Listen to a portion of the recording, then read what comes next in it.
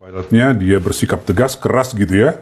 Tapi kadang-kadang urusan lain yang orang protes gitu, ya cenderung dibiarkan kayak seperti apa namanya TNI di pejabat posisi sipil. Kemudian kita dengarkan misalnya ada 200 seperti diberikan beberapa orang bahwa ada 200 2.300 ya. 200 Pak, kalau 2.300 itu yang sekarang dalam jabatan sipil. Iya, Tapi 200 itu dipersiapkan, katanya ikut kursus untuk masuk, dipersiapkan ke BUMN tadi, direksi atau komisaris. Nah, tapi lalu kesannya juga ada merangkul lawan-lawannya. Apa pandangan Pak Mahfud tentang, apakah ini strategi dari Presiden atau bagaimana? Gini, kalau kita mau mencoba, memahami berandai-andai, mungkin nih sebenarnya niat baik dari Presiden untuk melakukan sesuatu pada saatnya. Karena begini misalnya, Presiden membuat statement, di pemerintahan saya tidak boleh ada koruptor. Tangkap koruptor, kejar koruptor, dan benar kan? Banyak koruptor yang ditangkap kan?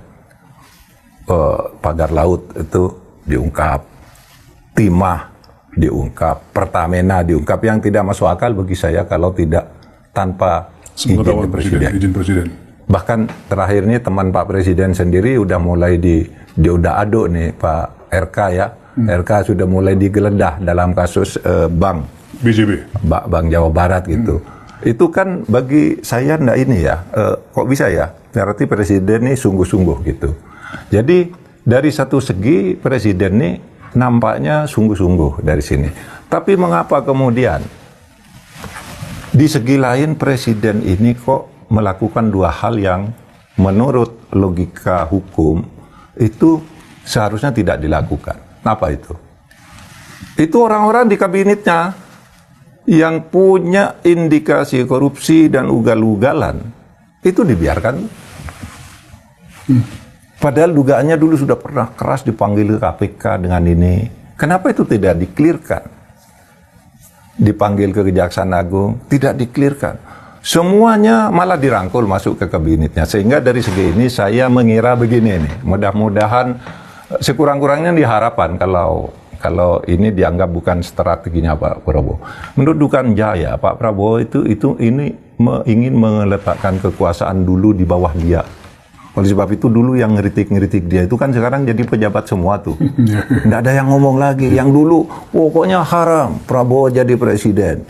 Republik ini akan ambruk kalau Prabowo jadi presiden. Sekarang jadi wamen, jadi staf. Itu masih ada. Kepala badan gitu-gitu ya. Masih ada tuh anunya, jejak digitalnya, masih ada gambarnya. Itu diletakkan, diangkat semua di bawah Pak Prabowo. Dua mantan presiden diletakkan di bawah Pak Prabowo di Danantara.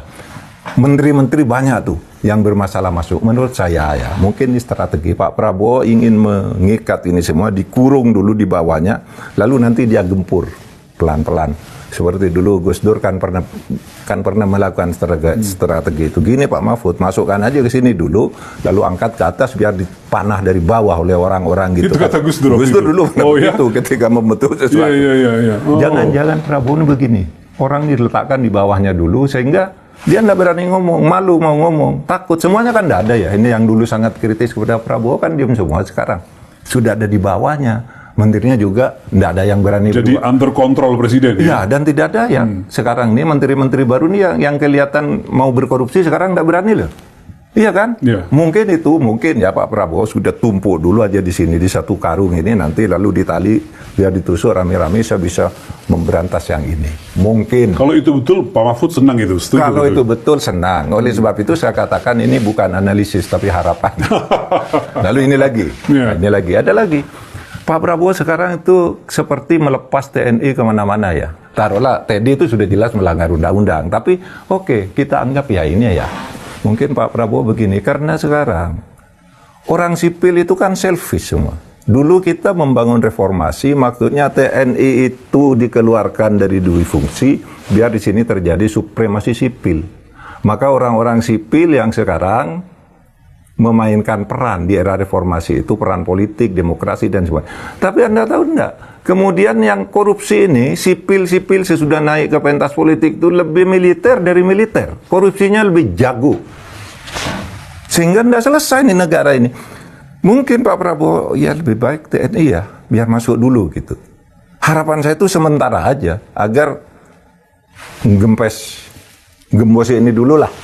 Yang sudah terlanjur ada dicabut Tapi dulu, kekhawatirannya masukkan. kalau sudah masuk kekuatannya di dalam kan jadi Saya kekhawatiran menyampaikan tersendiri itu lagi, ke Pak. teman, Pak, itu nanti seperti Orde Baru dulu. Iya. katanya. Dulu Orang pertama jadi bicara otoritarisme lah, apa segala macam gitu. Orde Kalau Baru sudah cuma masuk lagi. sebentar, tapi terus kebablasan. Apakah Pak Prabowo bisa ini tidak kebablasan? Ya makanya saya katakan, itu mungkin bukan benar-benar strategi Pak Prabowo, tapi itu harapan.